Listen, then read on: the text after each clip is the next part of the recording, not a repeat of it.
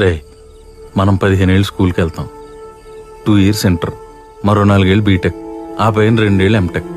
ఇంత కష్టపడి చదివేది ఎవడో ఒకటి కింద 30,000 40,000 జీతం కోసం పనిచేయడానికి గారా? అంత కష్టపడి పనిచేసినా కూడా నువ్వు చేసిన పని గుర్తింపు లేకపోతే అది ఎంత నరకమో తెలుసారా?